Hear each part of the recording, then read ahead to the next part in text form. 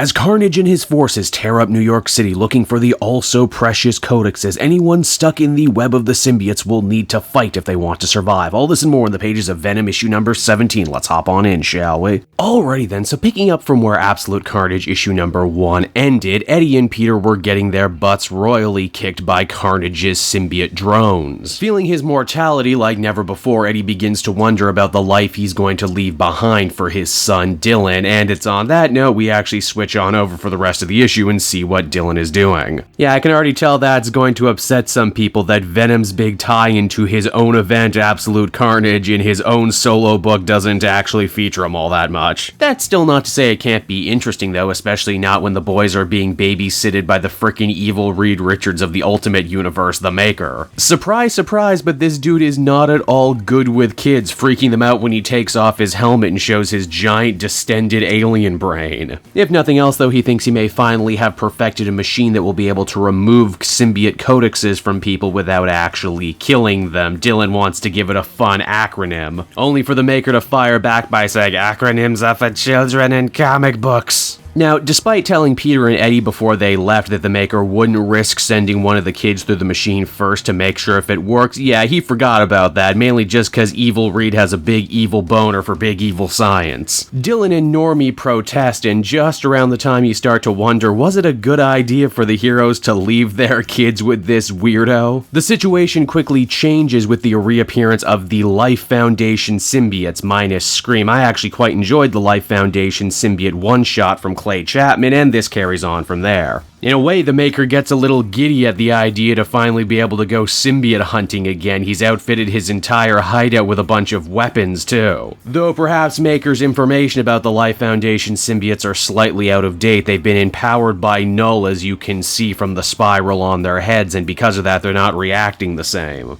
Phage, Riot, Agony, and Lasher know that if they can capture the codexes held by Normie and Dylan, they'll be able to buy their way into the good graces of Carnage, and in the long run, their god Null. Luckily, Dylan's a fast learner when it comes to dealing with symbiote threats, and because of that, manages to get himself locked up in the storeroom and armed. I like this time, too, Cates goes out of his way to reiterate that these are sonic guns the kids are holding and not the real weapons that Dylan got his hands on a couple arcs ago. And hey, speaking of kids and horrible violence, the Maker actually manages to get one of the suits off its victim and reveals, oh hey, you're a little girl that was kidnapped, well, time to kill you anyway. He doesn't though, thankfully, though the Maker is ultimately overwhelmed and defeated. But wait a minute, with their only defender gone, who's gonna save Dylan and Normie, because they're certainly not going to be able to do it themselves? Well, you might be surprised to find out Sleeper comes on in to save them. Alright, who's Sleeper, a bunch of you are wondering if you don't only read Venom comics. Well, Sleeper is actually the 7th spawn of the Venom symbiote. It was created in an Alchemex lab by Normie's mother, Liz Allen, of whom it actually shared something of an interesting relationship with. It eventually took over the body of a Kree guy named Telkar, and now it's back on Earth claiming to help the boy, saying that it's family, and in many ways it arguably is. And so that was Venom issue number 17, everybody, and overall it was perfectly serviceable. Didn't set the world on fire, added a little bit of interesting backstory to what's going on in the main Absolute Carnage story, but I wouldn't call it a must-read. It is indeed fun to see Donny Cates trying to explore the greater Venom family tree, which is a pretty big tree right now with the Life Foundation symbiotes and Sleeper and probably more characters I forgot. I don't find it particularly interesting, but I'm sure people who mainline Venom and have an encyclopedic knowledge of all of this stuff will probably find more to enjoy here. Ultimately, I'd give it a 7 out of 10. It was pretty decent.